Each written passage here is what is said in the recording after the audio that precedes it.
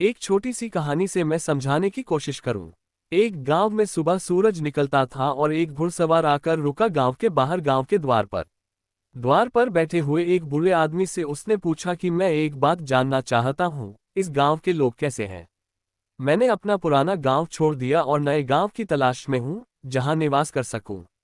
मैं जानना चाहता हूं, इस गांव के लोग कैसे हैं? ये गांव कैसा है? अगर अच्छा हो तो मैं यहां बस जाऊं।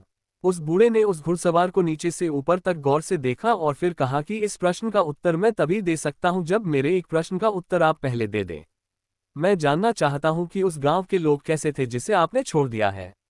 ये बात सुनते ही उस आदमी की आंखें क्रोध के अंगारों से भर गई और उसने कहा कि उस दुष्ट गांव का स्मरण भी न दिलाना। उस गांव से बदतर लोग जमीन पर कहीं भी नहीं हो सकते। उन्हीं दुष्टों के कारण मुझे वह गांव छोड़ना पड़ा है।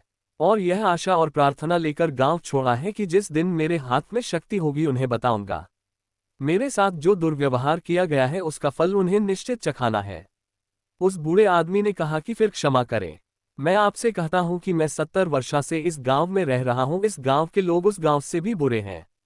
आप कोई और गांव खोज लें, इस गांव के लोग अच्छे नहीं हैं। वह घुड़सवार जा भी नहीं पाया था कि पीछे से एक बैलगाड़ी आकर रुकी और उसमें सवार आदमी ने पूछा कि बाबा, क्या मैं पूछ सकता हूँ, इस गांव के लोग कैसे हैं? मैंने अपना गांव छोड़ दिया है।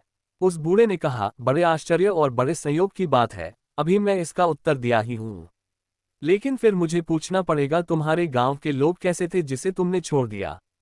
उस बैलगाड़ी के सवार की आंखें खुशी के आंसुओं से भर गई और उसने कहा, उनकी स्मृति भी मुझे आनंद से भर देती है। उतने प्यारे लोग शायद पृथ्वी के किसी गांव में खोजने से न मिले। दुर्भाग्य मेरा कि किसी मुसीबत में मुझे वह गांव छोड़ना पड़ा। और यही आशा लेकर गांव छोड़ा हूं कि जब भी सौभाग्य होगा तब वापस उसी गांव में जाकर बस जाऊंगा। कैसे हैं इस गांव के लोग? उस बूढ़े ने कहा, बैलगाड़ी गांव के भीतर मोड़ लो। मैं तुम्हारा स्वागत करता हूं और विश्वास दिलाता हूं, मैं 70 वर्षों से इस गांव में हूं। इस गांव से प्यारे और अच्छे लोग पृथ्वी पर कहीं भी नहीं खोजे जा सकते हैं। मैं भी उस गांव के दरवाजे पर था और मैंने उस बूढ़े आदमी की ये दोनों बातें सुनी। मैं बड़ी मुश्किल में पड़ गया। अगर मैंने एक बात सुनी होती तो ठीक था।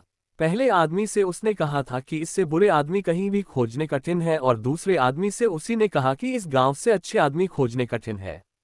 जब वह बैलगाड़ी गांव के भीतर चली गई तो मैंने उस बूढ़े आदमी से पूछा कि मैं बहुत मुश्किल में पड़ गया हूं, इस गांव के लोग आखिर कैसे हैं? उस बूढ़े ने कहा, हर गांव के लोग वैसे ही होते हैं जैसे आप होते हैं।